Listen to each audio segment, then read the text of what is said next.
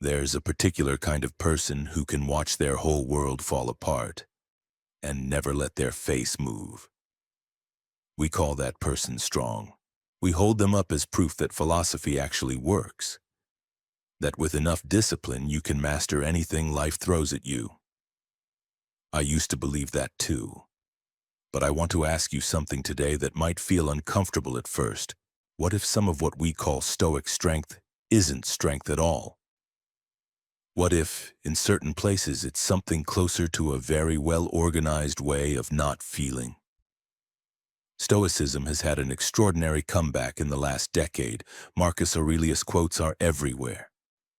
Focus on what you can control. The obstacle is the way, and for good reason.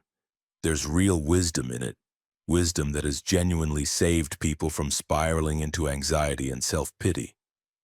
But somewhere along the way, Stoicism started getting treated less like a philosophy and more like an answer key.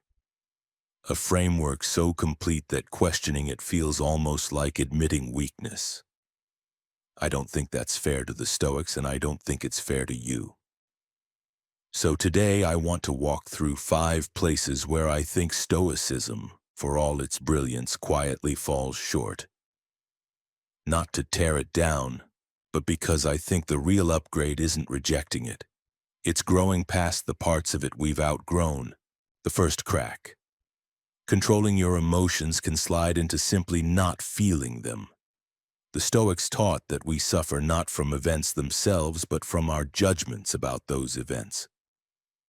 Change the judgment and you change the suffering. There's something genuinely powerful in that. But here's the quiet danger hiding underneath it. At some point, the practice of managing your emotional response can turn into the habit of never actually having one. You've probably met this person or been this person. Someone who's gone through something genuinely devastating. A loss, a betrayal, a diagnosis. And instead of grieving it, immediately reframes it. Finds the lesson. Moves on. And everyone around them says, wow, they're handling this so well. I think of a man I once heard describe losing his father. He told the story with total composure. Everything happens for a reason. He wouldn't want me to be sad. I've made peace with it. Delivered so smoothly it almost sounded rehearsed. Months later, in a completely unrelated conversation, he mentioned, almost in passing, that he still couldn't walk past his father's old workshop without his chest tightening. That single detail told you more about where his grief actually lived than all the composed philosophy had. The Stoic language hadn't processed the loss. It had simply given him a very articulate place to store it, unfelt. But sometimes handling it well isn't mastery. Sometimes it's just the nervous system quietly deciding that feeling the full weight of something is too dangerous and shutting the door before the feeling even fully arrives. That's not strength. That's a very sophisticated form of avoidance, wearing strength's clothing. The second crack, accepting what we can't change, can quietly turn into giving up too soon. The Stoic dichotomy of control is one of the most genuinely useful ideas in the history of philosophy. Focus your energy only on what's actually yours to influence and let go of the rest. But that line between "I can't control this" and "I've stopped trying to change this" is thinner than it looks. And it's very easy to slide from one into the other without noticing. Some things genuinely are outside our control. But some things only look that way because changing them would be hard or frightening or would require confronting someone or ourselves. And there's a version of Stoic acceptance that quietly becomes permission to stop fighting for things that were actually still worth fighting for. A relationship worth repairing, a boundary worth setting, an injustice worth naming out loud instead of philosophically shrugging off. Sometimes maturity isn't accepting reality, sometimes it's refusing to. The third crack. Rationality was never the whole story of the human mind. This is where I think the real philosophical gap opens up. and where I want to bring in someone whose ideas sit almost in direct tension with Stoic thought. Carl Jung. The Stoics built their entire system on the assumption that reason, properly applied, can govern the self. That if you think clearly enough, you can choose your response to anything. Jung would have pushed back hard on that assumption. He spent his life studying the parts of the mind that don't answer to reason at all. The unconscious, the shadow, the buried complexes and repressed desires that shape our choices from somewhere far below conscious thought. You can have a perfectly rational, well-reasoned judgment about a situation and still find yourself reacting in ways that have nothing to do with logic, because something old and unexamined got triggered underneath it. Jung would say the Stoic dream of a fully self-governed rational mind isn't wrong exactly. It's incomplete. You can discipline your conscious thoughts all day long, but if you never turn around and look at what's actually running in the basement, the fear you never named, the anger you never let yourself feel, the wound from 20 years ago still quietly steering your reactions, reason alone won't save you from it. It'll just get better at explaining it away. The fourth crack.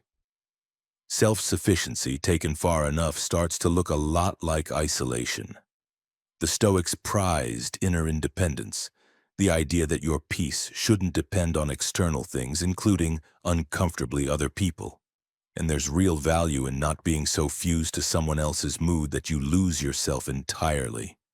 But taken too far, that ideal quietly curdles into something colder. The belief that needing people is a weakness to be trained out of you.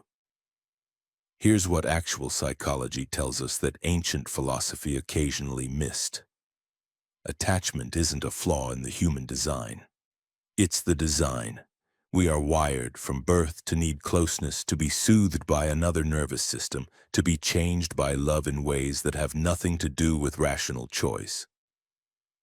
A life optimized entirely for self-sufficiency isn't a stronger life. It's often a lonelier one, dressed up in the language of wisdom. Real strength isn't needing no one. It's being able to need someone and still remain yourself. The fifth crack. Don't let the external world affect you has a limit, and some things are supposed to hurt. This might be the deepest one. The Stoics taught that it's never really the event that harms us, only our judgment about it. And in a lot of everyday situations, that's genuinely liberating advice. Someone's rude comment, a delayed flight, a minor disappointment, most of that really is about our interpretation. But loss is not a judgment. Betrayal is not a misreading of events. Trauma is not a philosophical error waiting to be corrected with the right reframe. Some things are supposed to hurt, because the hurt is the accurate, honest signal that something mattered. A person who's trained themselves to feel nothing at their mother's funeral isn't more enlightened than the person sobbing next to them. They're often just more disconnected from the very thing that makes the loss real. Pain in these moments isn't a bug in the human system to be optimized away. It's proof that love was there in the first place. So where does this leave us? I don't think the answer is throwing Stoicism away. Everything it got right, it got genuinely right. The discipline, the focus on what's actually yours to control, the refusal to be a victim of every small inconvenience life throws at you. Those are real tools and they still work. But I think real maturity starts exactly where Stoicism quietly runs out of road. The moment you stop confusing strength with invulnerability. Strength isn't the absence of feeling, it's the capacity to feel the full weight of something and still stay standing. It's not never needing anyone, it's needing people and staying whole anyway. It's not reasoning your way out of every hard emotion. It's having the courage to sit with what reason alone can't explain, and let it teach you something true about who you actually are underneath the discipline. The Stoics taught us how to endure life.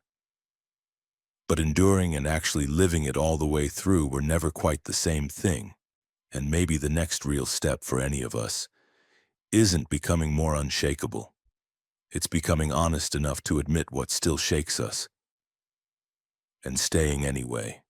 If this gave you a new way to think about a philosophy you thought you already understood, subscribe for more like this.